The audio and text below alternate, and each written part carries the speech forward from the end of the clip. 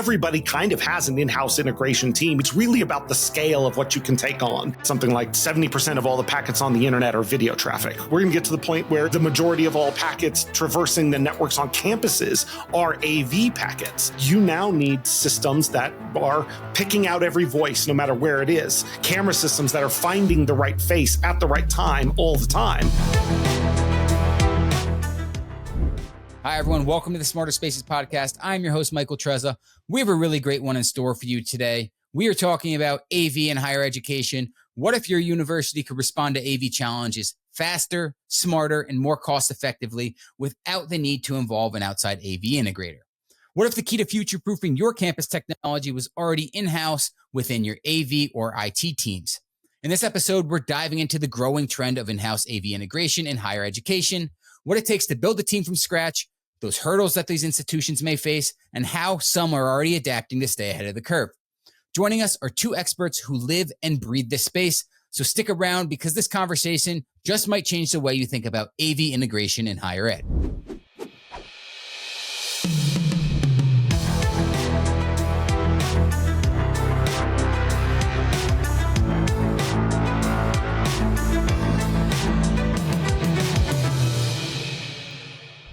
Hi, everyone. Welcome back to the Smarter Spaces podcast. Today, I am joined by two voices who bring deep insight into the evolving world of AV integration into higher ed.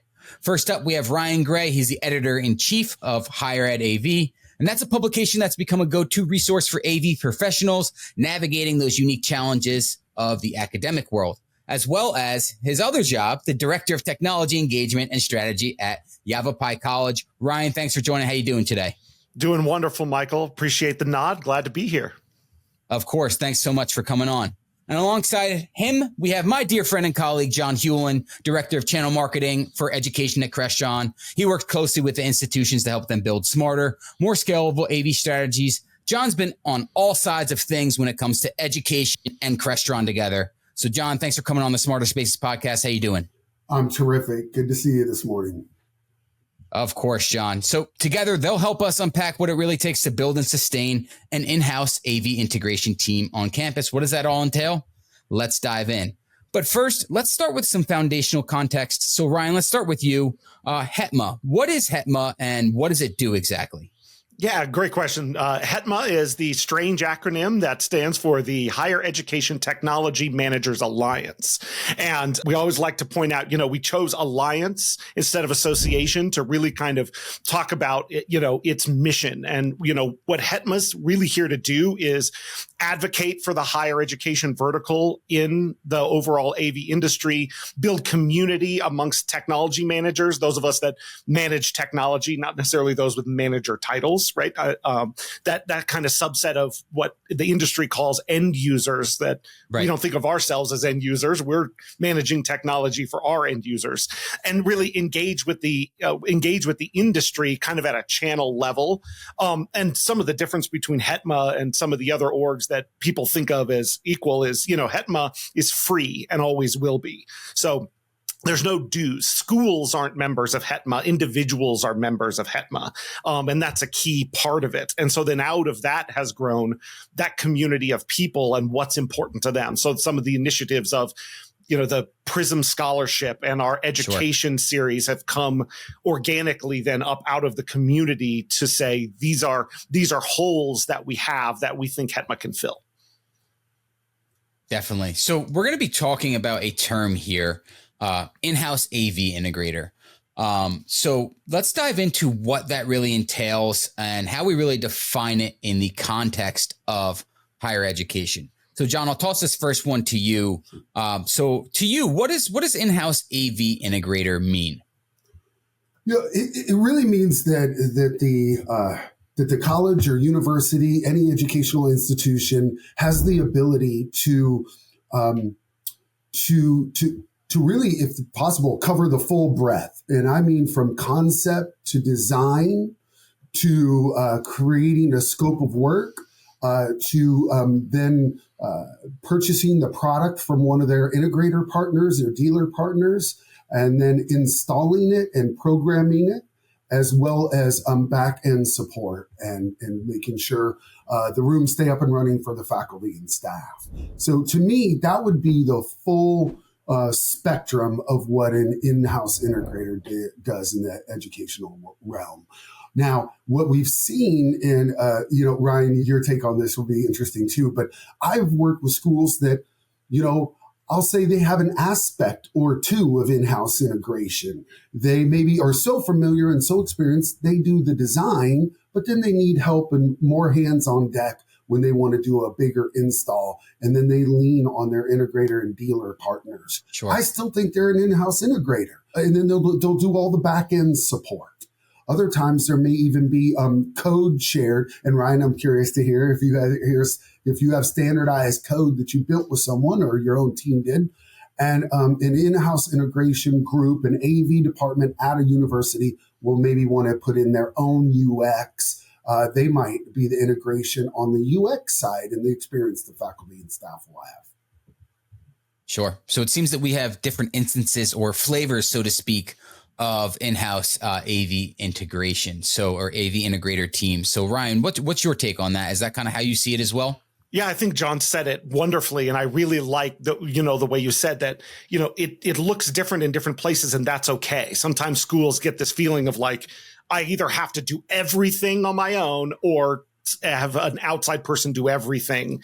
And I really encourage schools to look at the whole breadth of what they're doing. Everybody kind of has an in-house integration team. Even your support people are going to do a certain amount of install work for certain things. It's really about the scale of what you can take on. It's about the mindset and the ROI that you see in it. So, at Yavapai College, we're basically a full in-house integrator. And that actually goes back a long way. Our story basically comes from being sort of in the semi-rural part of northern Arizona. We're not in a place where there's an integrator nearby. It was people that are coming from Phoenix. And the story is, and it's, we've experienced some of it, which is, in the education world, the A team goes to Arizona State and the B team goes to the University of Arizona, and the C or the D team ended up at Yavapai College. And so some of the outcomes just weren't great for students. And so they decided, let's see what of this we can do ourselves. And the key with that, and I will call out Crestron particularly on this, is access to training. So I may be Yavapai College. I think right now we have 7 CTS certified people on staff here, right? Amazing. And as I came up through, I'm a master certified programmer. We have our second master certified programmer. His test is out right now. So we're expecting that one to come in. Master certified architect. We have a CTSI. We have a CTSD. So the real concept is over time, those expertises that you might be hiring in from an external integrator, you build within your own team. And then to John's point, then you are running your own. We try and take an entrepreneurial mindset, our own small business. What projects make sense to take on? What projects do you need help on? Which parts of them? So we have a very large capital project coming now where we will do most of the install, but there is a local, we're working with a local integrator who will help us on the labor side. We're doing almost all the design, but just from a volume space, there's one where we're using a consultant out of Phoenix who we've used before. So we're giving him the concept, and he'll help flesh those things out. To put it in contracting, we retain the general contractor role in our AV stuff, and we'll sub the things that we need assistance on. Sure. So Ryan, you kind of just you're leading me into my next point, right? So you had just talked about the in-house team that you have, and from the CTSD, you mentioned you're a certified programmer. You have a lot of certifications on your team. Mm-hmm. So I wanted to talk about what would the immediate benefits come with that when it comes to having all those certifications and that wide expertise on your in-house AV team, rather than having to contract out, to get a lot of the programming done and the designing and all those components. What comes with that?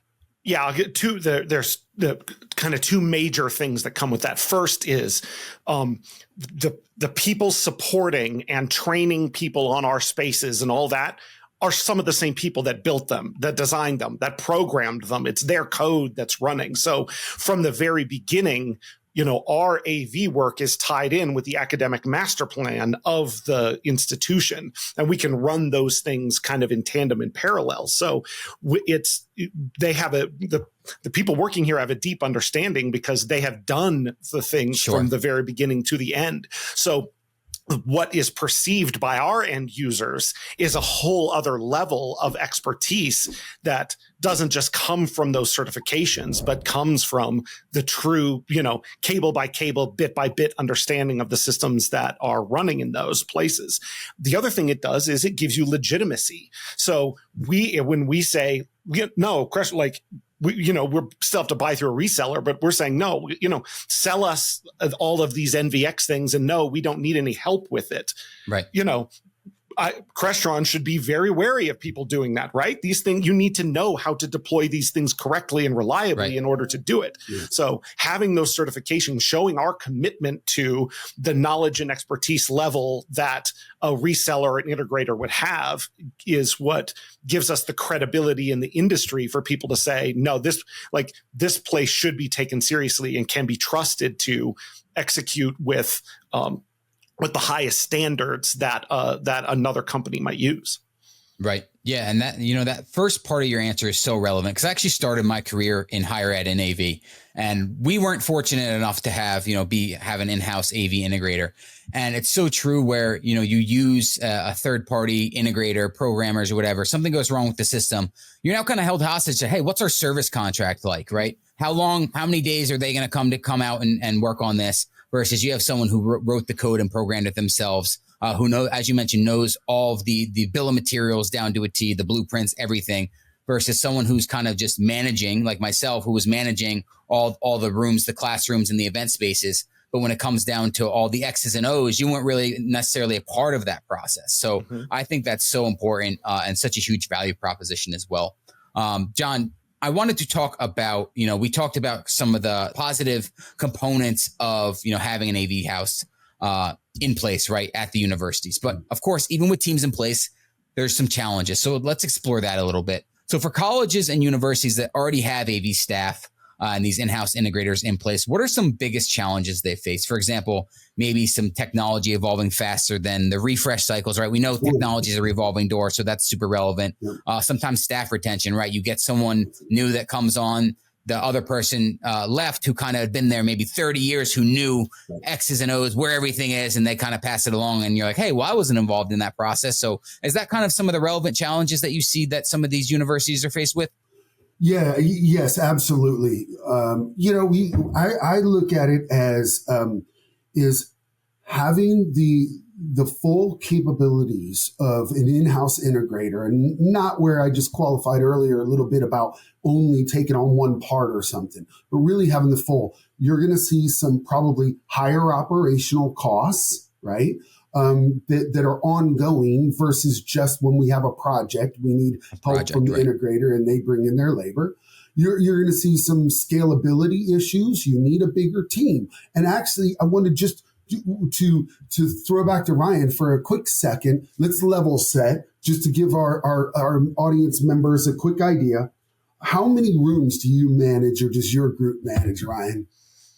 Yeah, at Yavapai College, we're probably right now at about the 265 technology, AV equipped spaces, all the way from a, 1,100 seat performing arts center down to conference rooms of the most basic level. Okay, perfect. Right. And so you actually touched on another thing, which is at Yavapai, you have everything from a huge auditorium to the meeting rooms. And so, Michael, I think another part of this conversation too is we'll have attendees who say manage 80 rooms and no conference rooms or performing arts and have two or three people on their team. Whereas, Ryan, how many people are on your team that are kind of dedicated? I love that question. So dedicated, we're part of how we've built this is our team when we truly had a dedicated AV part of it. We were up to about only like 5 full time and then student staff. It was a challenge. Yeah. We've since done a lot of melding now. So our teams in terms of service and support, there's no difference between our help desk, our service desk for computer issues and AV issues. My integration team, we have an integration department, but they do all the endpoint procurement and design. They're buying every laptop and that sort of thing also. So we have built it a little about the role in managing technology and less the specific technology, but within that, there's specialization for sure, given the number of people. So all in all, you get the feeling at a small place like this where there may be 12 or 15 people involved in, the entire AV lifecycle top to bottom.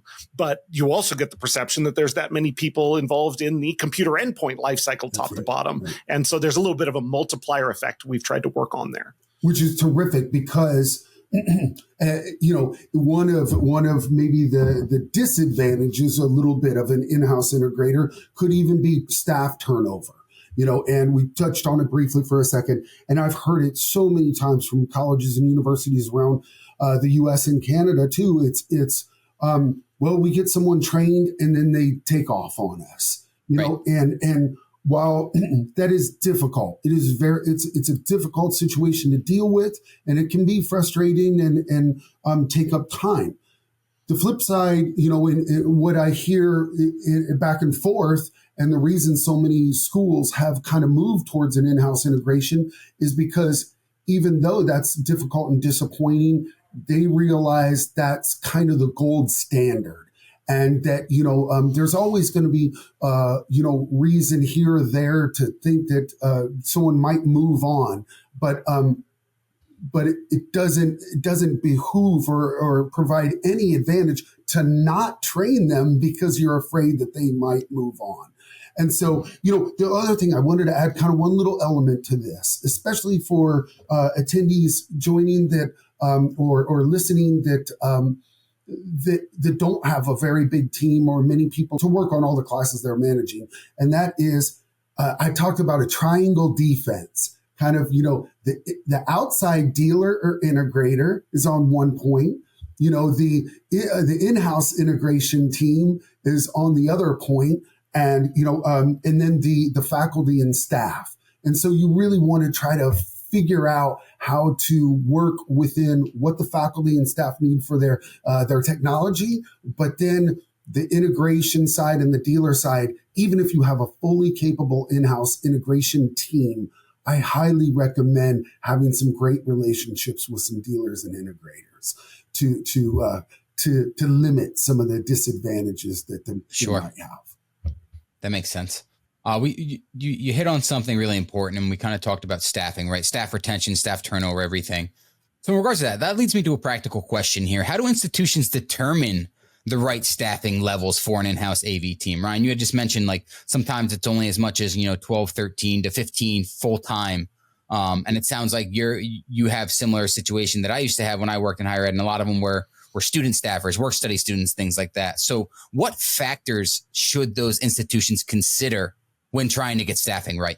Yeah, I think there's a part of that that's comfortable, and then there's a part that's uncomfortable for people. So to start with the comfortable part, like we said before, is don't try to go from 0 to 100 in one step. Mm-hmm. You lay out the piece. What's the most important part? So I know places that their goal is to keep what they call the brain work in-house. We'll do the design work, we'll do the programming, but we know we'll never be able to staff for all the install and the labor. So they've just started there. So start with what is most comfortable to your current team and build step by step.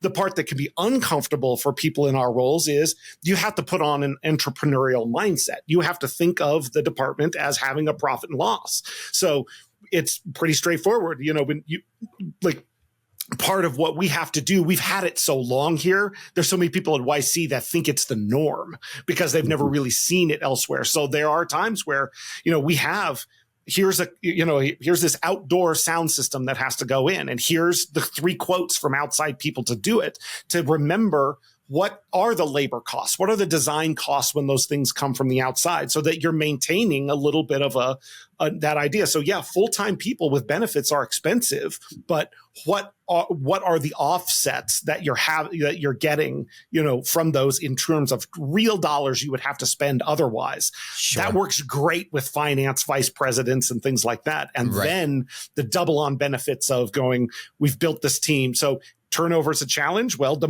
larger the team, the less one departure means. The more of a scaffold taken out. Right. The more of a scaffold of growth you can have. So somebody leaves and everybody's ready to move up into those ranges. But yeah, you have to don't worry about doing it all. Pick what you can do there. But the size of the staff really means at what level is it truly, a profit or an institutional benefit, taking in the fiscal side and the value side that comes with it. Ryan, remind me, sorry to jump in, but just real quick, remind me, have you been at Yavapai long enough to see that team develop, or by the time you got there, was that team in place? So when I got here, there was already kind of an in-house team going. It was my predecessor that was hired to bring in to start it up. Nice. But I've been here 13 years now. We look very different than we did then. And really, not to blame everything on COVID, but that really, COVID sparked a lot of retirements. And so it really gave us a chance to integrate audiovisual and other learning technology things into the fabric of our IT department as a whole. So, awesome. You mentioned my title at the beginning, which is kind of a long, convoluted term, but it functions here as a associate CIO. So I, coming through AV, now have 4 of the 8 divisions of our IT department that report through me. So that's kind of been that ability to break down the silo of you work AV and you work this and you work that. And it makes sense, right? Because we're all on board. AV is becoming a full enterprise IT deployment type thing, right? Absolutely. So when your code is HTML and on your panels, then you're partnering with your application development people and your web people on that. Yes. When your transport is packets over the network, then we're partnering with our infrastructure team on that. Sure. So it follows from that same thing. And I think a lot of the challenges you hear about, not to get off on a tangent, but places that are really struggling with wanting to move to AV over IP, but they're really butting into challenges with infrastructure and networking. Having a lot of that AV work is being done by outside people coming in. And there's a level of trust that's a challenge, where if that team is in-house and you're working every day and you're having lunch at the same table every day, you know what I'm saying? Those silos break down a lot faster. And sure. Breaking down the silos is huge. And I think, as probably you'll attest, a tradition that takes a while is building a rapport, understanding another group's wins and difficulties, and then kind of framing what you want to do and your vision into a perspective they really understand. And none of us can overstate that importance, because we need each other on campus, meaning, the AV team needs, exactly like you said it. I loved how you said it. The IT team, we need the help of faculty and staff in teaching and learning and understanding their methodologies. It kind of branches out to all parts. Yeah, agreed. 100%. Yeah, there's we just discussed a lot, but there was something I wanted to reiterate on at the beginning of your point, Ryan, and that was in regards to the staffing, right, and the budget process, right? I think that there's a lot of analysis that needs to be done by your CFO, by your CIO of the ROI of a project, right? You might get the jaw-dropping bottom line price when you look at the quote, but then they go, well, you know what, this is lump sum, right? Versus, paying someone on staff where we don't have to pay this as a big project for the labor side of things by keeping and retaining people on staff. So I think that's super important for those C-level employees to do that analysis, that cost analysis, essentially. And I would say, this is one of the reasons this has to look different at different places. Is there are places that run on CapEx. There's places that run on OpEx. There's places that have, I'm fortunate enough, one of the reasons I've stayed here is we have a commitment to an ongoing capital budget for refresh cycle. Great. Some places do not have that, and they're fighting for that tooth and nail. So what you can build in-house looks different in those different things. I know I can rely on a certain amount of project work every year just by our own refreshes. And then we're looking at larger capital projects on top of that, and that's where the flow comes from. So you have to build it out as it makes sense for how your place is funded. The other challenge I would throw is, in my experience, if you wait for the CIO or the finance person to do that financial analysis, they got about 800 other things on their plate that's going to come before that. It's why I mentioned it's the uncomfortable part is we have to put that hat on. We have to flushed out. Right. We have to bring it to them a little bit. Like 100%. You know, the old saying is you don't bring your boss a problem, you bring your boss the problem and then the solution, and you'll get a yes and you'll move on. Correct. And so it's just that little bit of mindset change, I think, that says put your entrepreneur's hat on and look at it from the whole thing, and you'll find yeses where you might have found no's before.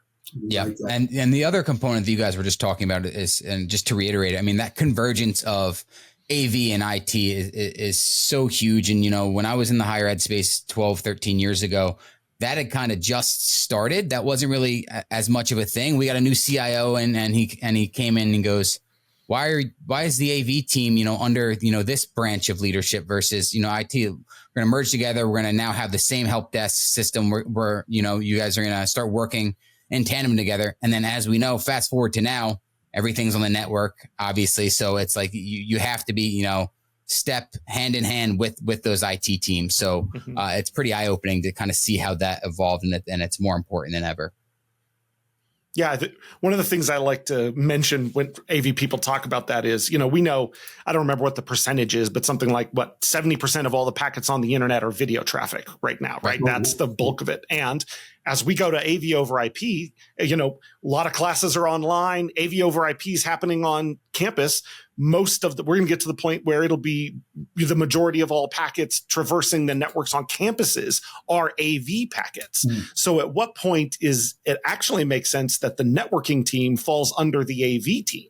Right. You know what I'm saying? Like it's those kinds of paradigms. If they're building the highways for those sorts of things. So the flip side to that is it takes AV people, to John's point before, really doubling down on being network professionals, seeing it from their side, understanding those things. And if moving to AV over IP is the right thing for the campus, then people will see that, but you have to see it from their points of view and move forward. Right. Yeah. So John, you kind of talked about it a little bit before with your Indiana Hoosiers triangle offense, right?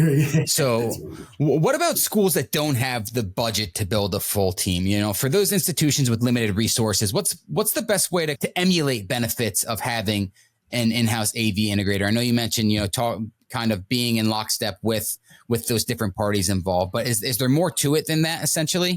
Yeah, I think a strong and an objective, even if it's a little hard to look at, assessment of where your team is the right way to start off. You know, and I love, Ryan talked about it a little bit earlier, but the idea that maybe you just fill in one part of the integration where you can be strong first. It's, you know, well, we've only done support. Okay, that's all right. Let's look at back-end support, and then let's start thinking about where are the other ramifications. Ryan, you made another excellent point. We kind of skim over this stuff, but I want to double click on it a little bit more to say you have a refresh rate, you have a CapEx, you know, budget. And so you got 260 rooms. Out of curiosity, throw out, what's your refresh cycle? How many years? That is a very great question. So there's the PR number is 5 years. We know it's not more than 6, but we're actually in the part of the thing now is to really double down on that calculation. You know what I'm saying? And no. And I think that's the kind of the case. But I think also everybody knows a a flat refresh cycle doesn't always meet. There are some things that need more frequent, some needs less. But yeah, I would say I know I have been here 13 years and obviously no space is what it was when I got here. And many of them are on their third iteration. So we're kind of on that pace. On that area. But and let's also just do simple math. If Ryan and his team are managing over 240 spaces divided by 6 years, that means at a minimum, you pretty much know your team needs to do 40 rooms per year. So I think, first of all, so it's just to tie this together a little bit, it's how many rooms do we have? So Ryan, is your team big enough that they pretty much do 40 rooms per year, or even on that part? So talk about when you draw the line between when your team handles it and when you go, no, this is a brand new building, so we're going to let so-and-so come in and do. Yeah, that's a great question. So part of the key with that, 40 rooms a year for sure. I think the thing to remember is that's over 12 months. And some of them, it's always a mix. So as we're doing refreshes, some are conference rooms, some are classrooms. We try and keep them in chunks, and you're using all the breaks of the year. What's a winter project? What's a spring project? What are summer projects? But also we haven't really talked about standardization. We've been able to do things like turn over a classroom over a weekend because of our level of standardization. Things are prepped and you can almost go in one day and turn it over. So you can even do those things during semester. Right. So sometimes you might look at your team and go, I can't imagine doing that much just during summer break. Well, we're doing those things all year round because we're here all year round. You get a fall break, maybe you don't, but a winter break installs now. I used to, when I first came in only 2010 for Crestron, I felt strongly that, just realized from working with most of the schools I work with, summer break was their big one.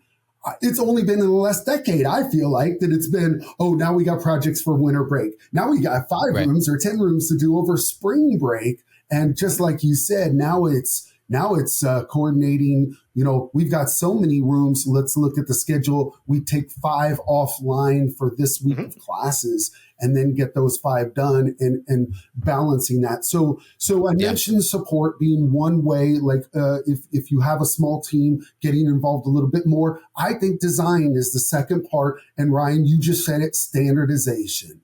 When you have issues like potentially turnover and training, even if we do everything we can, Crestron offers not just in-person training, but then online synchronous training and then online asynchronous training. So that helps, but that's, one manufacturer and everybody doesn't do it the same. So I do feel like, we have a training course, you mentioned it earlier, master certified architect.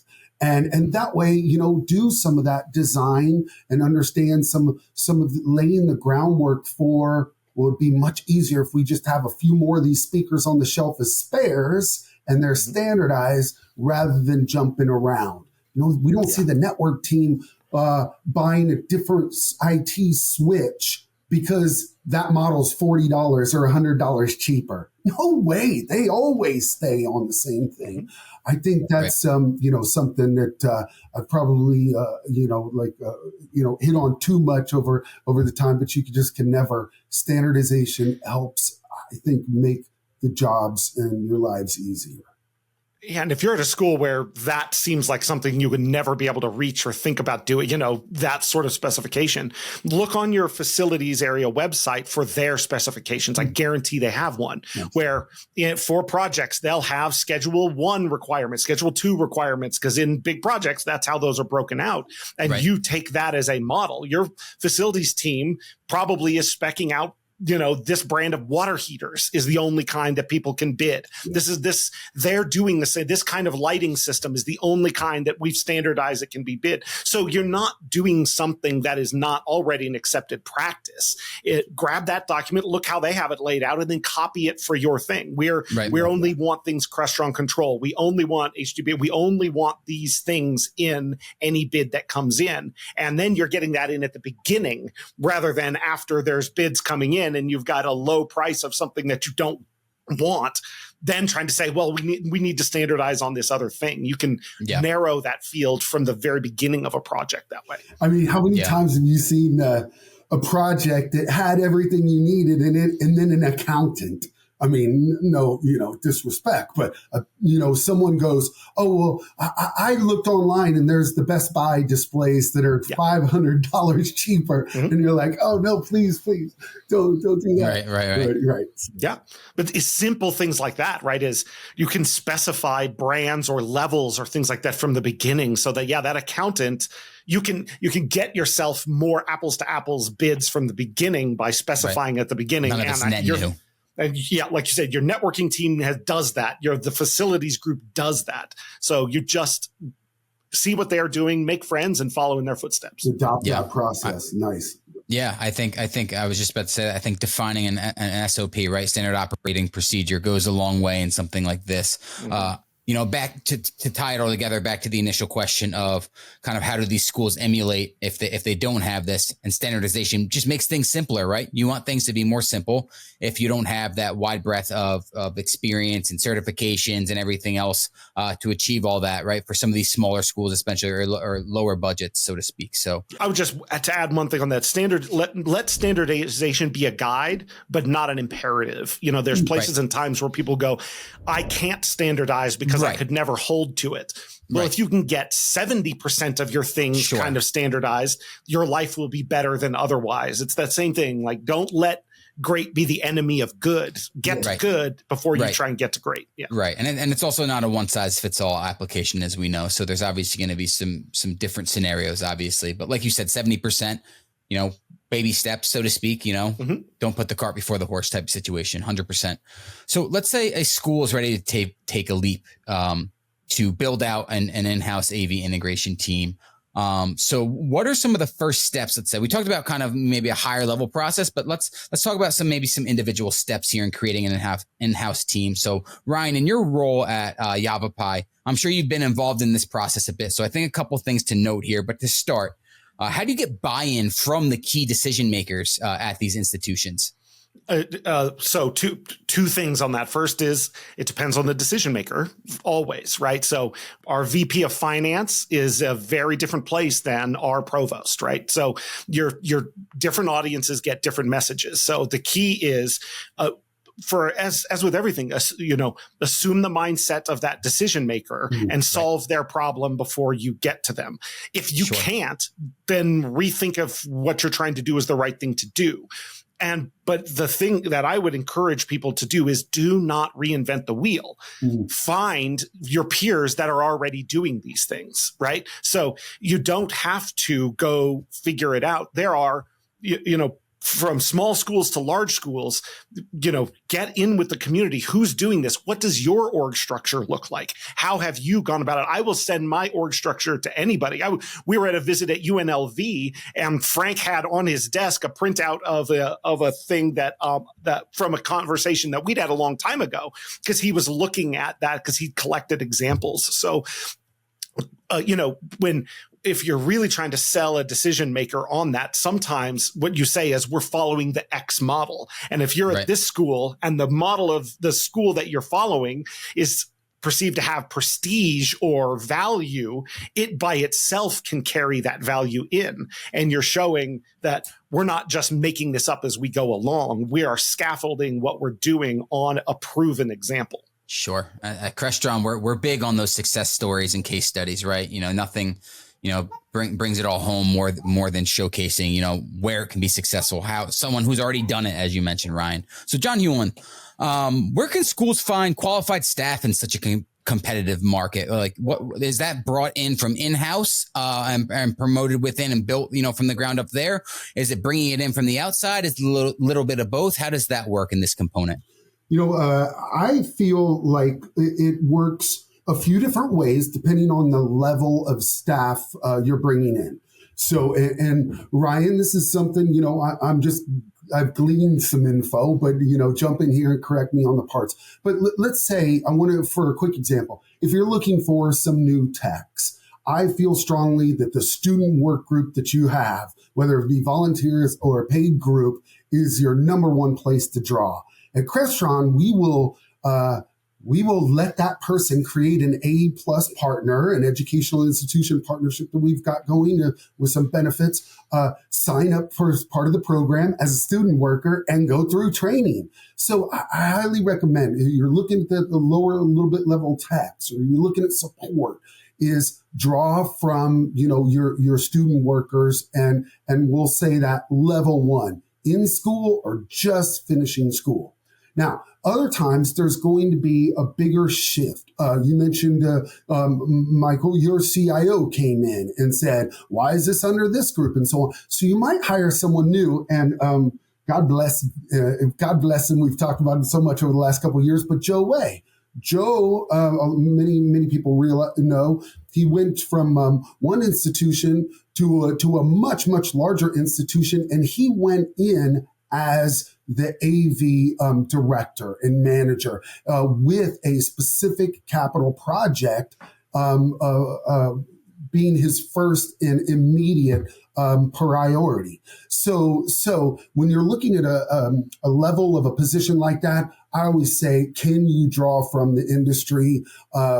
Someone who's ready to take the next step to a larger institution, and or someone who has experience there, even from the integrator and the consulting side. I've worked with several of our Crestron A+ partners or schools that use us, and they've hired 1 or 2 project designers from, maybe a consulting company or things like that. So I do feel strongly, sorry, this was a long-winded way just to say, let part of the level and the experience and the position that you're looking for to put that piece into your team dictate a little bit about where you go searching for those candidates. I'm sorry, but you're not going to find a qualified project designer and project manager, someone who just graduated, even if they have, say, a project management degree.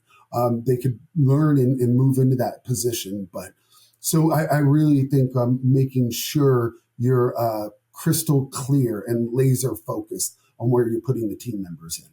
Yeah, John, let me double down on part of what you just said in there, which is, first looking at your own pool and take your student workers and treat them as real employees. Don't limit them more than they limit themselves. And right. I will again double down on training. So at all levels. And again, I called Crestron out at the beginning of this, and I'll do it again, which is I have student workers in the A+ portal. They have access to that training. They have that sort of thing. So we can have that expectation that they can have far more detailed knowledge of the technology that they're working on than just learning on the job. You can have both of those together. But really, I think part of finding people, I think working as an in-house integrator in education versus working for an integrator company is 2 different jobs. And part of it is going to be the internal why of the person. Right. If longevity in higher ed comes from someone whose why is a little more tied into that, right? It's the person that's going to choose, tuition benefits over pay. They're going to choose, getting off spring break maybe over some other things. It's going to be someone who is fulfilled in a way that they want to work on a campus every day, and then double down on those people. It's difficult if you're just going to try to compete in the same job market as all of the integration companies in your area. What you're trying to do is build a little bit of your own job market if you can. Sure. And yeah, it's really hard to go hire a fully qualified X, Y, or Z in almost any of these roles. I think our job is to train the next one. Everyone's job is to train their successor. And I know you're ready to be promoted when I don't need you in your job. You're ready to take on the next one and to try and build that scaffold. And then to tie in the thing you said at the beginning about people getting trained up and leaving.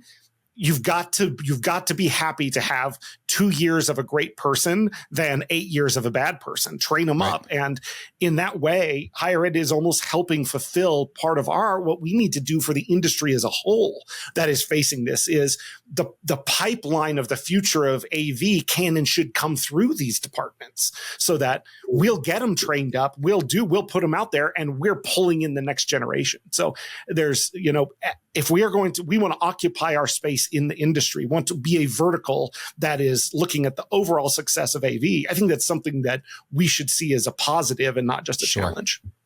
Yeah. And you mentioned something that's so eye-opening in that, and, obviously this is market specific towards EDU. And when people are, fielding different job offers and interviews and things like that, it's like they have to kind of, like you said, kind of know what they're getting into and wanting, certain, bonuses of that comes with the higher ed. Like you mentioned, maybe some tuition reimbursement or free tuition, and things like that for family members themselves, all the other benefits that come with that. So that's such a unique perspective to look at it in that sense, versus there's a lot more kind of broad competition, as you mentioned, for just general AV integrators, because they're doing obviously all kinds of different projects for different verticals, 100%. So that's really eye-opening. So we've been talking about the overall process and a lot of the staffing, management side of technology, so to speak, right? But I want to take some time to dive into the actual specific technologies themselves. So John, let's start with you. What technologies can help in-house AV teams succeed, right? We talked about standardization, but maybe what are the specific technologies that comes with that, right? For especially in this hybrid learning realm that we're in nowadays. Yeah, I would want to start it with what I think is the foundation, which would have been different 10 years ago and will probably be different even now or in the next few, but HD-based-T. Listen, we're solidly still in that full rollout phase of being able within the classroom to have an easy, relatively low cost transmission style, which is twisted pair, one Cat 5e, Cat 6, Cat 6e, cable that has the bandwidth that can handle control, audio, video, and maybe even some USB over the twisted pair. So I'm still a big believer in, if the signals don't need to go in and out of the room, you've got a great foundation, proven technology, proven solutions, and say Crestron DM Essentials and so on. Then I think the next step, and what we're looking at, I'll just mention two other quick steps. One is because of COVID, because the 21st century student, in my opinion, and I have a 16-year-old and an 18-year-old who's about to head to university, are digital learners and digital natives, and I'm an analog native.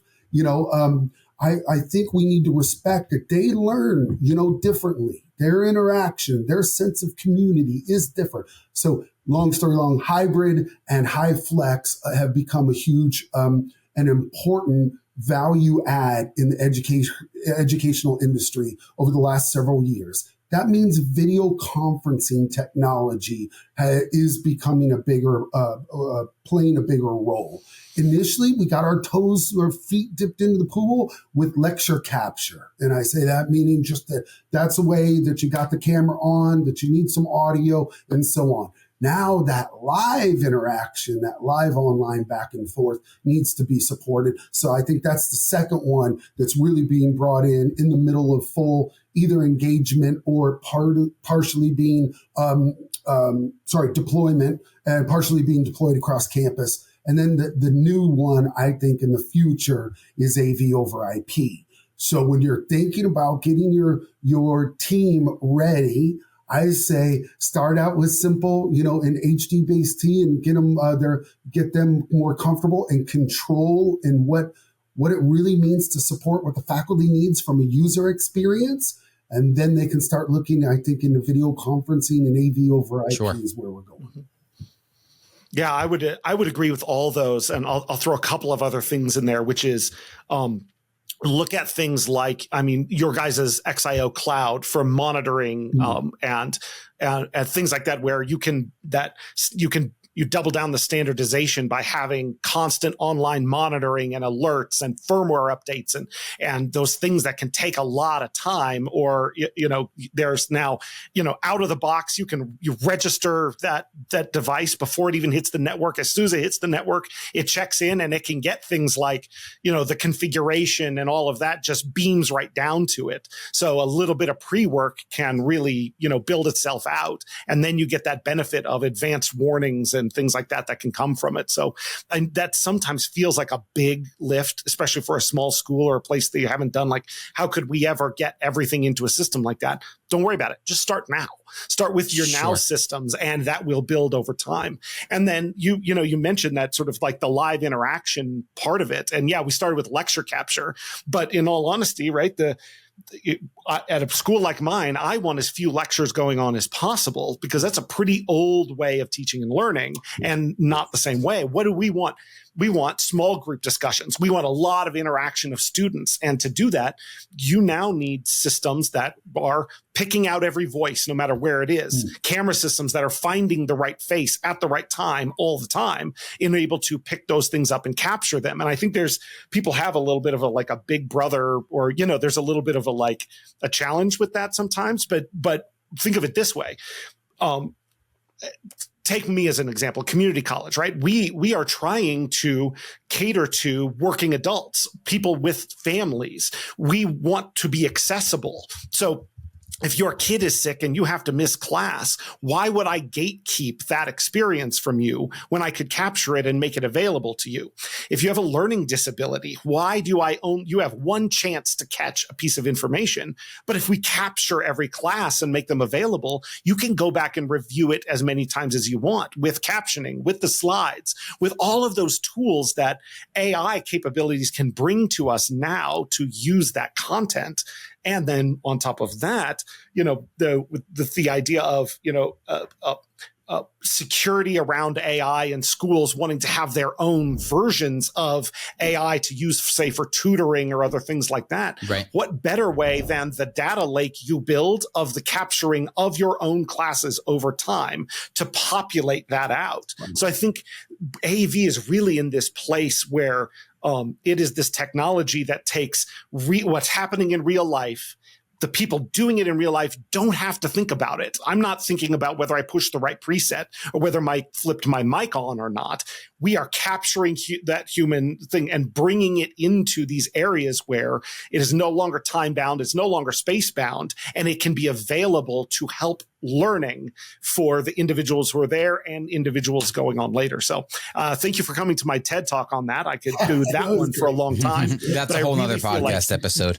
It is, but I feel like the AV industry in higher education is literally poised to drive what higher education looks like in the future as we embrace that sort of melding of keeping what is truly human about teaching and learning and making it accessible to that which is artificial intelligence of the future, so that AI is driven by genuine interactions rather than non-genuine interactions. Yeah, using real data, right, at the end of the day, which is super important. So to wrap things up here, let's look ahead here. So how are evolving learner behaviors, right?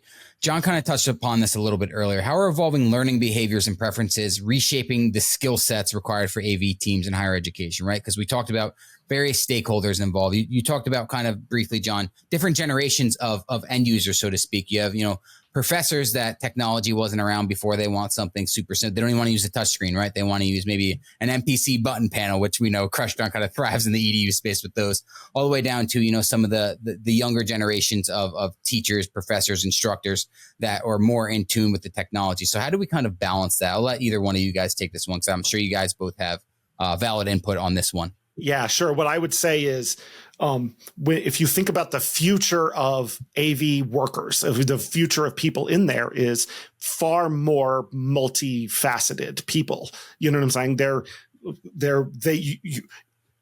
As we move towards standards-based things that are cross-pollinating, it means that your knowledge of HTML is going to be important. Also, your knowledge of utilizing AI to create HTML is going to be important.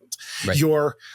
But the exciting part of that is it grows the pool of people that can be involved in AV projects. So if you've got web designers, that are meticulously crafting what your website looks like, why shouldn't your button panels on your campus match that same thing? And because it's in their language, bring them in. So I really feel like the AV people of the future, I think, and and not to, ping out Avixa, but right, the Audiovisual and Integrated Experience Association, they renamed themselves to, is think about the integrated experience of the person, and you become the curator of that experience. So sometimes that means you have to focus down on what's the transport method and what's the most reliable and cost effective here. Sometimes that means what are the personalities? What's actually going to happen in this room? So the exciting part is you get to be a little bit more multifaceted in terms of the creativity of what can happen, paired with the technology that enables those integrated experiences to take place. Absolutely. I love that. And, I was going to go a slightly different angle on it, but so another little bit of fodder, and that is the 21st century student experience. It's being impacted by, I think, experiential learning. We're seeing really that type of experience being propagated throughout the whole educational industry, where it's in a multimedia or an XR or an AR lab. It is a medical simulation lab or nursing sim lab. It is experiential, like a mock manufacturing floor where you're managing things. And there are so many schools and institutions too that are pivoting a little bit to enjoy revenue generating experiences, like partnering with companies around their vicinity geographically and training their employees on new processes and so on. So I think experiential learning, I think personalized learning are really going to explode in positive ways, and ways where, just to Ryan's point, you need a multidisciplined team to be able to understand where this is going and really translate what the faculty wants to do as seen as their ways to effectively communicate the material, no matter how any students learn. Sure. 100%. And I think that transcription, so to speak, is more important than ever. So that's such good insight there. Ryan, John, thank you guys so much for joining this episode of the Smarter Spaces podcast. This one went down memory lane for me a little bit. So it was good to bring back all those memories and be back in the higher ed space in AV. So again, gentlemen, thank you so much for joining. Thank you, Michael. Once a higher ed, always a higher ed. You know what I'm saying? You're one of us. That's right. That's right. That's right. Yeah. No, and thanks for the opportunity. It's been terrific. I could talk about this forever. Right. Yeah, I know. This was an easy one. Thanks again, guys, for joining. That's a wrap on this episode of the Smarter Spaces podcast. Again, huge thank you to Ryan and John for sharing their insights on what it takes to build and sustain AV integration in higher ed, right? Whether you're just starting to explore the idea or already managing a team on campus, we hope today's conversation gave you some practical takeaways and maybe even sparked a few new ideas. If you enjoyed this episode, be sure to follow or subscribe to the Smarter Spaces podcast. If you have questions, feedback, or a topic you'd love for us to cover next, just reach out to us on social media. We'd love to hear from you. Until next time, thanks for tuning into the Smarter Spaces podcast. Take care, everyone.